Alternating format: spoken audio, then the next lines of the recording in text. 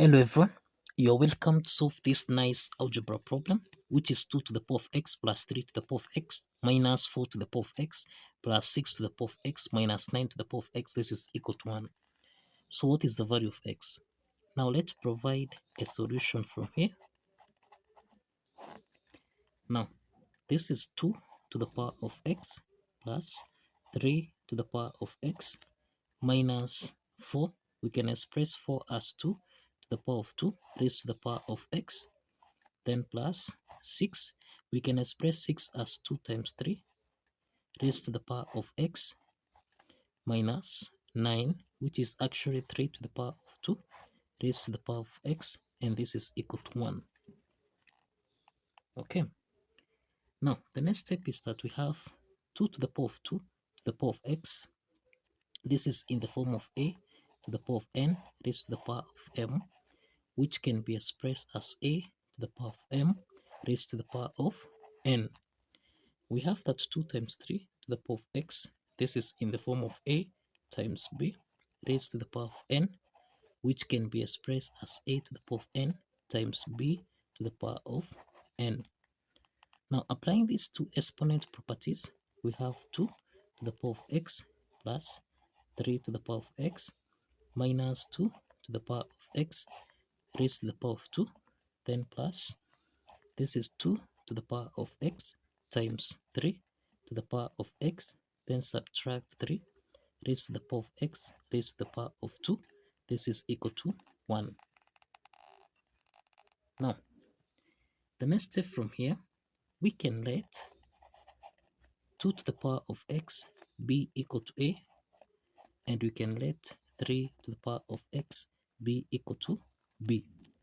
So let's express this equation here in terms of a and b. So we have a plus b minus, here we have a squared, then plus a times b, then minus b to the power of 2. Here, this is equal to 1. The next step is to take 1 on the left hand side, so that we have a plus b minus a to the power of 2, then plus a times b minus b to the power of 2, subtract 1. This is equal to 0.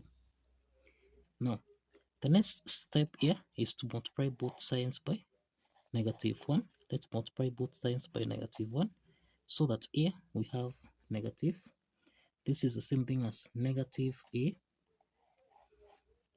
then plus, no, minus b, then plus a to the power of 2, minus times plus ab, this is minus ab, then minus times minus b squared, this is plus b squared, then minus 1 times minus 1, this is plus 1, and this is equal to 0 times -1, which is 0. So this is to mean that here we have a squared. Let's rearrange this equation. A squared plus b squared minus ab, then minus a, subtract b, then plus 1. This is equal to 2. Now the next step is to multiply both sides by 2. Let's multiply both sides by 2. So this is times, here we have, this is 2 times 0, and this means we have 2a squared plus 2b squared minus 2ab minus, this is 2a minus 2b, then 2 times 1, this is plus 2, and this is equal to 0. Now, the next step from here, we have 2a squared plus 2b squared minus 2ab minus 2a minus 2b plus 2. Now let's factor out a. So we have a squared plus b squared minus 2ab, then plus a to the power of 2, then minus 2a, then plus 1. Then now here we have plus b squared. We have 2b squared here, so this is b squared minus 2b, then plus 1. This is equal to 0. Now, from here, we have that from these three parts here, this is actually in the form of x squared plus y squared minus 2xy, which can be expressed as x minus y to the power of 2. Applying this algebraic identity from the three parts we have here, this implies that we have this is a minus b raised to the power of 2, then plus. Now from the second part that we have here, this is the same thing as a minus 1 raised to the power of 2, then plus. In the third part here, this is b minus 1 to the power of 2. This is equal to 0. Now here we have a minus b to the power of 2 plus a minus 1 to the power of 2 plus b minus 1 to the power of 2. So this is a minus b to the power of 2.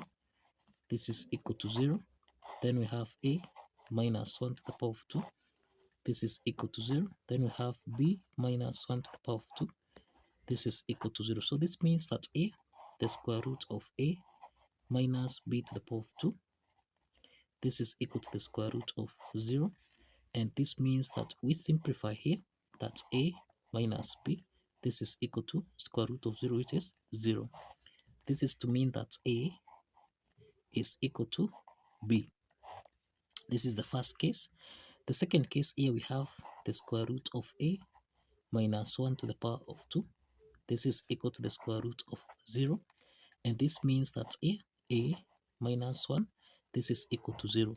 So this means that a is equal to 1. We have a is equal to 1. The third case here, we have the square root of b minus 1 to the power of 2. This is equal to the square root of 0. Now this is to mean that here we have that b minus 1, this is equal to 0. So this means that b is equal to 1. Now we have that a is equal to b, and this is equal to 1. Now, if you recall, we have seen that we let 2 to the power of x be equal to a, and we let 3 to the power of x be equal to b. So we have 2 to the power of x, this is equal to a, and a is equal to 1. We have a is equal to 1. And we have 3 to the power of x, this is equal to 1. So this is to mean that a to the power of 0, this is equal to 1. By applying this exponent property, then we have 2 to the power of x, this is equal to 2 to the power of 0. The same case here, this is 3 to the power of x, this is equal to 3 to the power of 0. Since the bases are common here, we see the bases are common, then a to the power of n, this is equal to a to the power of m. Since the bases are common, exponent n should be equal to m. So this is to mean that x is equal to 0. We have the value of x is equal to 0. If we check here, we have x is equal to 0. So this is the value of x. Now, let's check if this value of x satisfies the equation. We have 2 to the power of x plus 3 to the power of x minus 4 to the power of x, then plus 6 to the power of x minus 9 to the power of x. This should give us a value of 1. Let's substitute x, which is 0. So this is 2 to the power of 0 plus 3 to the power of 0 minus 4 to the power of 0 plus 6 to the power of 0 minus 9 to the power of 0. This should give us a value of 1. And we have 2 to the power of 0. Remember, a to the power of 0, this is equal to 1. So this implies that 2 to the power of 0, this is 1, plus 1 minus 1, then plus 1 minus 1. This should give us a value of 1. 1 plus 1, this is 2, minus 1 plus 1. This simplifies. Then we have 2 minus 1. This should be equal to 1. 2 minus 1 is 1, which is equal to 1. We have that 1 is equal to 1.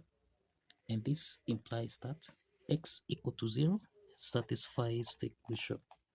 So kindly follow the steps, like this video, and kindly subscribe. Please like this video and subscribe. See you in the next video. Bye bye for now.